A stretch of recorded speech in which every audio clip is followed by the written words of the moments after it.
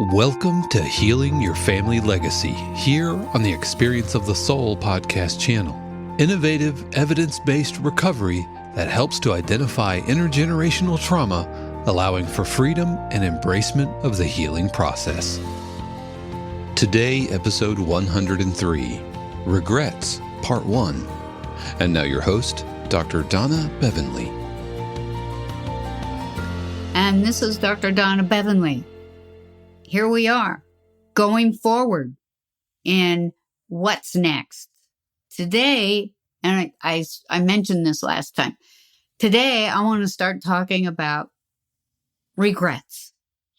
And, you know, my producer, Dave, was just reminding me, and I've seen this, you may have too, is that there's a picture of somebody that it was probably, I'm sure it was on some platform or something, but anyway, has a tattoo on the inside of their wrist that says no regrets.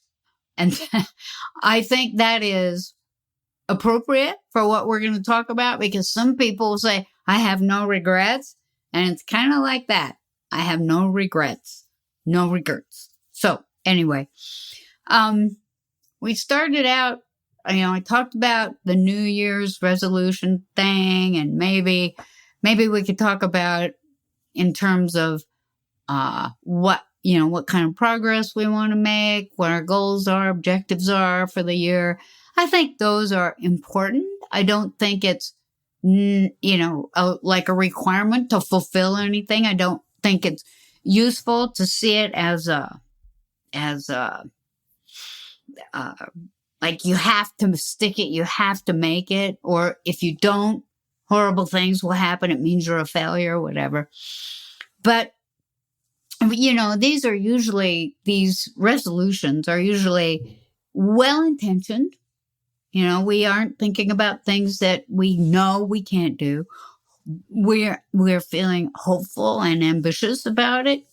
But these well-intentioned resolutions are easily consumed or eaten up by our daily lives. And so, most of the time people, if they're being honest, will say, yeah, I kind of fell off and, by the end of January or February or something. And then they say, I'll try better. I'll try and do it better. And because we are human beings, we are definitely pain avoidant. It's part of our makeup, right? And one of the ways we avoid pain is, we take a look at something that looks hard and say, I'm not going to do that. And that goes for, making these well-intentioned decisions about what we're going to do for the new year and our New Year's resolutions. And regrets, one of the reasons that we avoid even talking about them or dealing with them is because they're psychologically painful for us. We don't like to think about these regrets. And these are either actions or inactions that we've done or not done. And so in order to try and clear our minds, it's useful to identify what these regrets are, the genuine regrets, and to use that as a motivation to try and do it again. I mean, that's what we do. That's how we learn, is we try and try again. And when we're looking at these regrets, we consider the choices that we make around the regrets and what we did or didn't do that contributed to it. Then we identify what our future behavior is going to be or might be in order to deal with the regret of not having done it before. Okay? So, I'm going to give you an example of that. Many people, say, this year, I'm going to go to the gym and get fit. I'm going to tone up. I'm going to lose weight.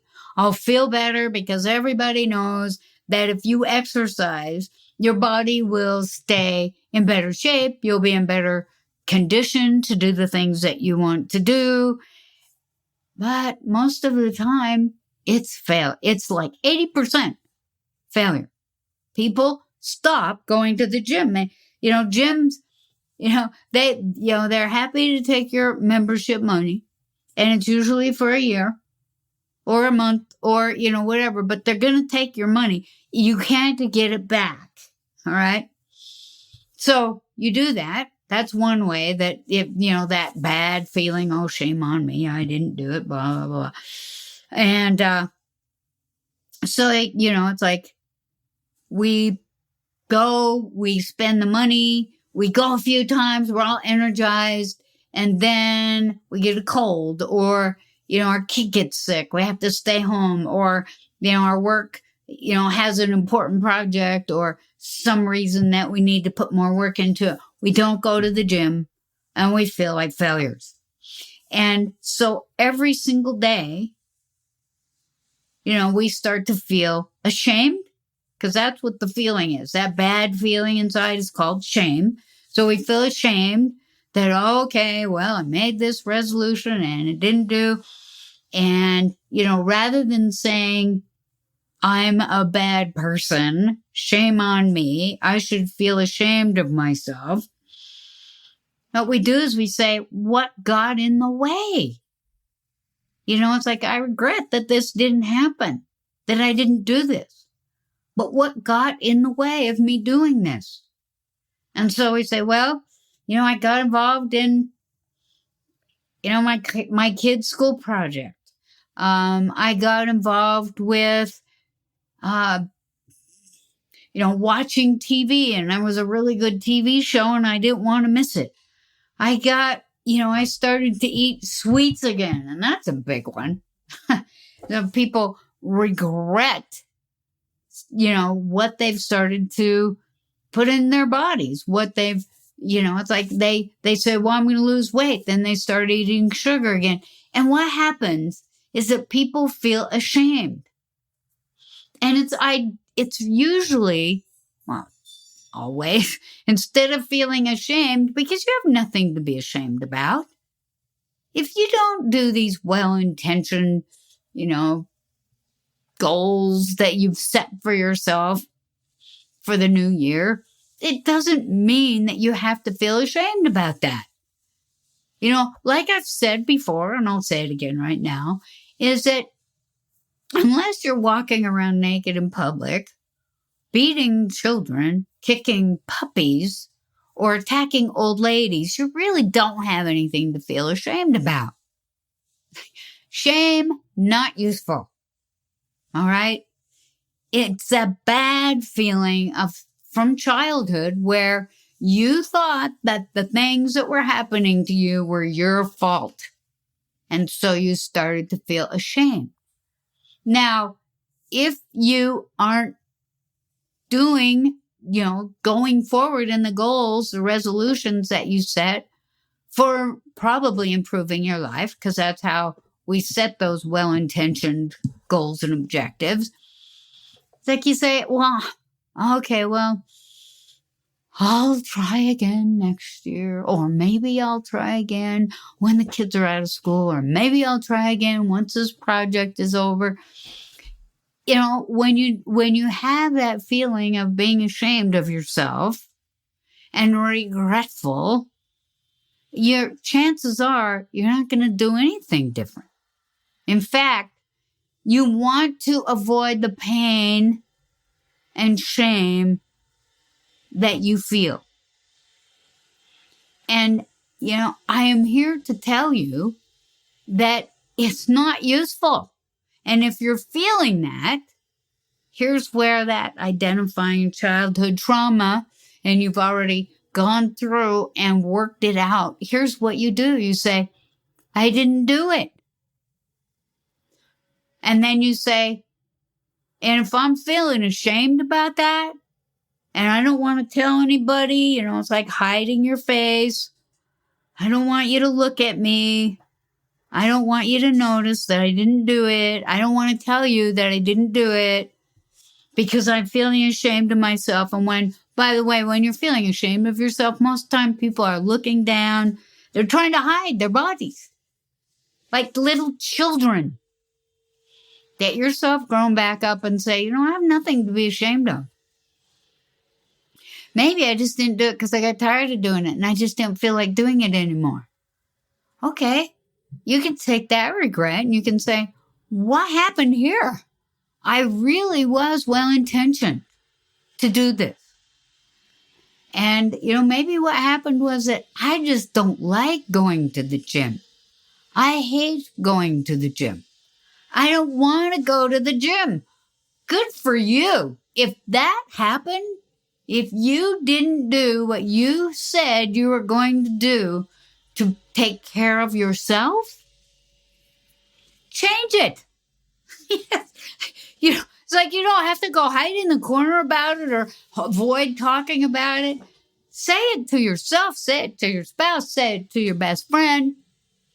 You don't necessarily say these things to your children because they don't need to solve your problems.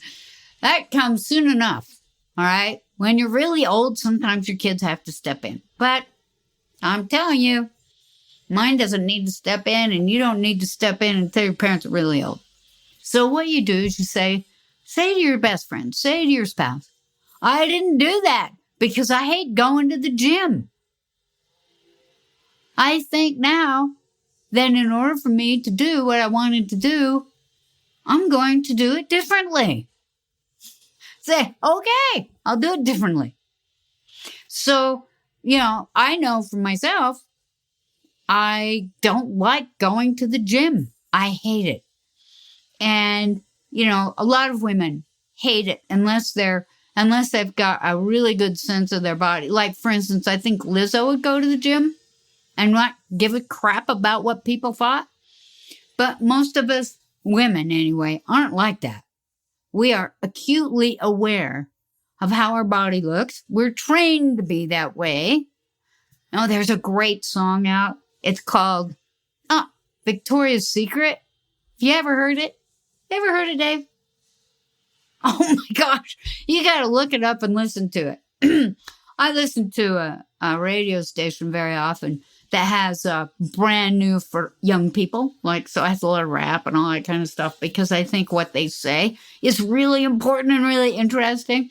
But this song, Victoria's Secret, and I'm sorry if I can't remember the woman who sings it. She's a young woman. She's great. But anyway, she says, Victoria's Secret is made up by an old man in Ohio making money off girls like me. Okay? So she goes through the whole thing talking about we're trained to hate our bodies. We're trained to think that they're not good enough. And like she says, the only bodies that are good enough are ones that look like, you can see, it's like skin and bones and big boobs. Okay? So if you are not skin and bones with big boobs, you're not, you feel like there's something wrong with your body. Unfortunately, there are some women who, it's like they have naturally, quote, I'm putting that in quotes here, air quotes, bodies that look okay to men in the gym. And, it's like, give it a rest. If you don't want to go to the gym because you think that your body isn't good enough, don't force yourself to go to the gym because you're going to feel awful. And, doing those weights and doing those workouts aren't going to help you because you're going to be feeling so bad about yourself that you could hurt yourself. I mean, it requires you to pay attention if you're going to do workouts. So don't go to the gym. Start out by going on walks. Walks are great. I go on walks all the time. I haven't been on a walk in a few days, and I feel it. I haven't been on a walk in a few days because my little grandson's here, and he can only walk a ways because he's 2. But, my walks are usually consist of, now, okay, I'm not, because now I'm, like semi-retired, so I have more room to do it, but I go on walks that are 5 to 10 miles a day. Now, I don't do it on days that I tape the podcast. I don't do it on days that I work, and I keep those. They're really important, because guess what happens when you've made this intention and you've had some regrets about not doing it. And so then you take it apart and say, I don't need the shame that goes along with that. I don't need the guilt that goes along with that. My intentions were good, and this was about me taking care of myself. And so I'm going to do it however I can do it. Okay? So you get up, you say, okay, today, even if, excuse my language, even if my ass falls off, I'm going to go out there and take that walk. Unless, for me, I say, okay, winds that are upwards of 50 miles an hour, I'm not going to take that walk, because the wind might blow me over. So I probably won't do it that day. But if it's snowing like crazy, that's fine. If it's raining, but not lightning, not good. You can go out and walk. Now, most people don't start out doing 5-mile walks. In fact, if you do, you might hurt yourself until you build up. You say, okay, I'm going to go on a half-hour walk every day, except for these days that, like I have to be in early at work. I started out, I always walked, because I was born and raised on farms and ranches. And, you start working on those ranches and farms when you're about 3, because that's when you're stable on your feet and you can start planting potatoes and throwing corn seeds in holes and, doing all that kind of, taking care of your own colt or pony or whatever. It's like you're out there doing it. But actually going on long walks, I started doing when I was working. I always wanted little walks. No, let me say, I always walked to school. And, but those weren't walks where I was, really trying to get my heart rate up. Those were walks that, we always used to walk to school. Everybody used to walk to school. It wasn't a big deal. And if you walk 2 or 5 miles to school every day, you just walk 2 or 5 miles to school every day. And so your body knows how to do that already. But when I started really doing it as a way to keep fit and trim, because guess what? You are a therapist every day. That means that you're sitting down most of the day. And that's not going to be good for you. Not cardio-wise, not physically-wise. You will put on weight if you're not paying attention. And so what I did was initially, because I worked in mental health clinics, that's what I would do for my lunch hour. I would get up, I'd put my shoes on, and I would walk for about 45 minutes. I'd come back, I'd eat lunch, and then I'd start working again. Now, sometimes people say, I have to work through lunch. It's your lunch break. Guard it. Don't let anything, it's like, it's your break. You don't have to work through lunch if you decide not to. And if you work in a place where you don't even get, half hour or 45 minutes or an hour lunch break, then you might want to consider looking at something else or going to your union rep, because that's not legal. You can't work people without breaks. So I started doing that, and after a while, it was just normal. I just did it. And, I kept doing that. I did that even in private practice. When I got out of clinics and started private practice, I always walked at lunch. And it worked really well when I was, when my son was starting school, because then I didn't have to take up time with him to go out and walk. So I was a big walker, and I didn't really start doing a lot of upper body. For those of you, who have listened, that I was also a hiker. So, if I had a day or, a chunk of time, I was in the mountains hiking. Or I'd take a really long walk through all the neighborhoods I could. that we're safe. And it wasn't until about, maybe when I was about late 50s that I realized I need to do something with my upper body. And so that's when I tried going to the gym. And I tried really hard to stay with that. And I just hated it. It reminded me of when I was first coming out as a gay person and going to the only place we could go to meet other people like us, a bar. It reminded me of going to a bar because everybody's looking at everybody. And I know that people hook up. Hook up is a word that means something different now than it did when I was young, which meant that people would just, like maybe talk to each other, go out on a date. Now it means something else. But I didn't feel comfortable with that. I didn't like people looking at my body when I was in, workout clothes. I just didn't like it. I'm female, for one thing. And so I got little weights. I just got little weights, and over time I got bigger and bigger weights. And now, I do weights with 8 pounds and 10 pounds. That's it. That's all I need to do. And I'm strong. I can't lift my grandson the way I used to. He's almost 40 pounds. Okay. But up to about when he was 35 pounds, I could lift him pretty well.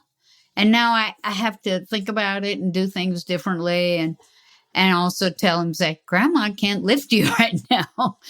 But, I think, that is part of what you need to do to take care of yourself. So that's how I kind of did it. I also used to run marathons during that time, and I won't go into, but I was still working, but instead, when I was running marathons and half marathons and even 10Ks, and I won one once, that was fun, is that now I started running instead of walking, but I did it at lunch. I came to work, and as soon as my last person went, man, I had my running shoes on. I had my running clothes on. It only took a few minutes, and I'd run for an hour, run back, and then I'd take long runs on weekends. And I did that. I ran like that until I was 59 years old. That was the end of my running days. I always hiked. And, here's the deal. You can choose many things to do when you're not working or taking care of your children or sleeping or preparing meals. These are things you have to do every day. All right. But when you're not, you can make choices. Okay? You can make choices, and you can decide that, hey, I'm not going to be very useful to myself or others if I'm not healthy. I'm just not going to be helpful to people. And I could tell you right now that, I had more than one person tell me this in my professional life, is that one of the reasons that they believed what I told them in therapy was because I looked like I practiced what I preached. And I do. Okay? When I say, if you want to be a healthy human being, you must exercise. You must get sleep, the right amount and the right kind of sleep. And you must eat right. And you must have people in your life who love you and care about you. And you must maintain contact with them. And if you don't, you are not going to be enough of a person to enjoy your own life or to be there for others. And I mean others like spouses, kids, friends. Okay? Now, You can't do it all. Like, it's like we just went through the holidays, and anything you read will say, well, most people put on 5 to 10 pounds during the holiday. And so it kind of means that during the holidays, people throw out their way of trying to be healthy. Okay? Now, instead of regretting that I have these extra pounds on my body and just feeling bad and ashamed and then going and eating more candy or going and eating more cake or, watching more TV and living in other people's reality TV lives, you say, wow, I did put on some weight, a few pounds over the holidays. I'm going to go back and say, okay, it might not be pleasant for me to just stop eating cake or whatever, but if I want to get my body back here and get myself in better shape, I can't just feel ashamed about it. I have to say, okay, I regret doing that. I think I'll do something different right now. Right now. I'm going to get rid of all the whatever I still have in the house that calls my name. That's not good for me to eat. Okay? Some things don't call your name. It's like, I don't think about eating dark chocolate. It doesn't call my name until about 5:30 at night. And it says, hey, Donna, have a piece of dark chocolate. And I do. And I'm not talking about a bar. Anybody try to eat a bar of dark chocolate lately? It's really hard to do. I've never done it. I don't know anyone that can. But a piece is just satisfying. Okay? So I'm going to continue to talk about this because this is one of the traps that people fall into when they're trying to do good self-care. Is doing it not the way they planned it, not, with their good intentions. They start out doing it, and then they stop, and then they feel ashamed, and then they have regrets. And I'll tell you what, those will, if you don't deal with those, they will eat your lunch. And so I'm going to continue to talk about this next time. This is Dr. Donna signing off. Thank you for listening to the Dr. Donna podcast, presented here on the Experience of the Soul podcast channel. This channel is made possible because of listeners just like you. If you would like to support the channel with your tax-deductible contribution on an ongoing basis or through a one-time gift, head over to experienceofthesoul.com/support. The Dr. Donna podcast is copyright 2023, Dr. Donna Bevan-Lee, all rights reserved. Our theme music is composed by Dave Croft and used with permission. The Experience of the Soul podcast channel is a production of 818 Studios.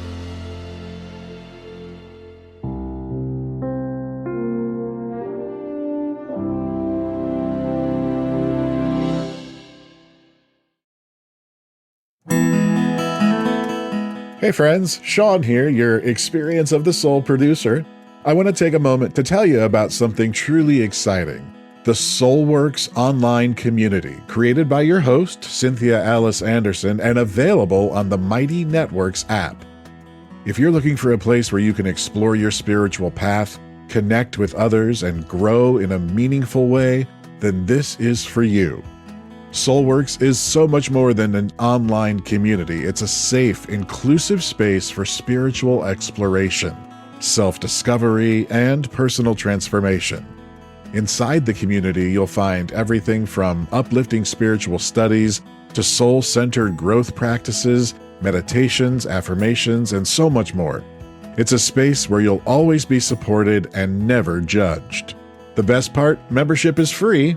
You'll have access to powerful resources, inspiring content, and a supportive group of like-minded people who are all on their own unique spiritual journeys.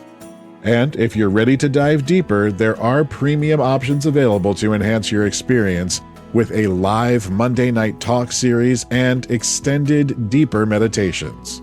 If you're seeking a place to connect, grow, and nurture your soul, We would love to have you join us in the SoulWorks community and see where this journey can take you. Visit my.soulworkscommunity.com today.